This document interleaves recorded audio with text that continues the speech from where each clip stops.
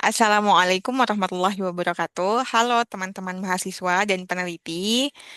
Pada video kali ini kita akan melakukan teknik analisis data yaitu uji T pada sampel berpasangan atau disebut juga dengan paired sample t-test dengan bantuan software JASP. Nah, uji tes sampel berpasangan ini bertujuan untuk mengetahui ada atau tidaknya perbedaan rata-rata dari dua kelompok yang saling berpasangan.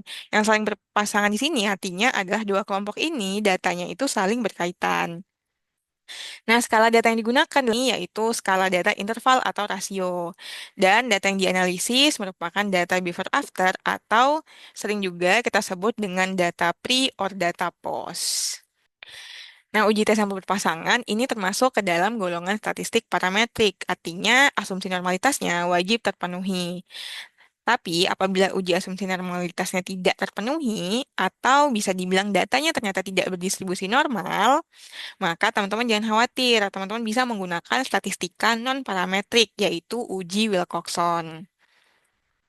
Nah, ini contoh kasusnya, yaitu ada suatu lembaga dakwah yang mengadakan program pesantren Ramadan selama 10 hari yang dapat menumbuhkan atau meningkatkan religiusitas peserta. Hari pertama, sebelum kegiatan dimulai, peserta diberikan pretest religiusitas. Kemudian, pada hari ke-10, saat penutupan kegiatan, peserta diberi post-test religiusitas. Nah, untuk data pretest dan post-testnya, teman-teman bisa lihat di link deskripsi.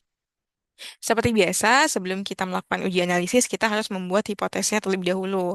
Nah, di sini ada dua hipotesis, H0 dan HA. H0-nya berbunyi, tidak ada perbedaan kelompok P dan kelompok POS pada program pesantren Ramadan. Nah, sedangkan hipotesis alternatifnya kebalikan dari hipotesis nol, yaitu ada perbedaan kelompok pretest dan posttest pada program pesantren Ramadan. Nah, H0-nya diterima dan HA-nya ditolak apabila P-value-nya lebih besar dari 0,05 karena taraf signifikansi yang kita gunakan adalah 5%. H0 ditolak atau HA-nya diterima apabila nilai P-value-nya kurang dari 0,05. Nah, di sini saya akan mengimpor datanya menggunakan file langsung dari JSP. Jadi sebelumnya saya sudah mengetik dulu di new data ini, mengetik secara manual di JSP-nya, lalu saya save, ya, saya save sehingga file yang ada di folder itu bukan file Excel tetapi file JSP. Nah, baik, di sini kita akan mengimport datanya.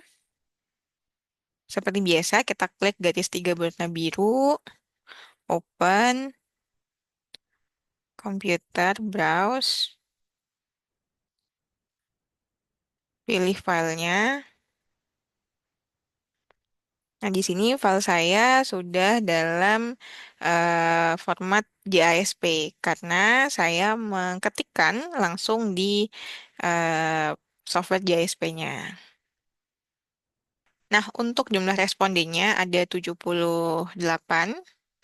Lalu di sini ada dua kelompok, kelompok pre dan kelompok post.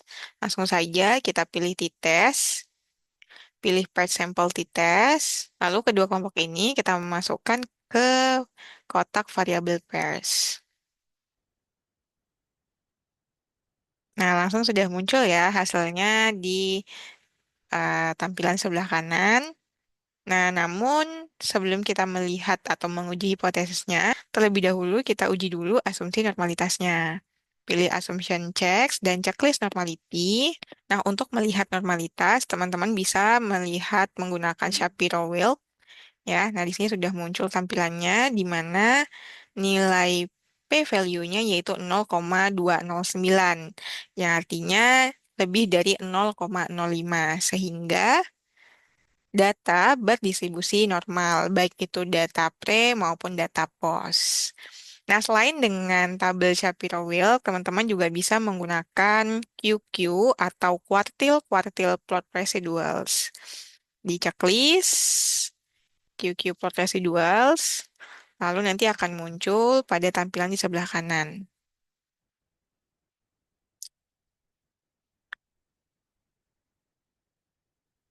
Nah, ini hasilnya.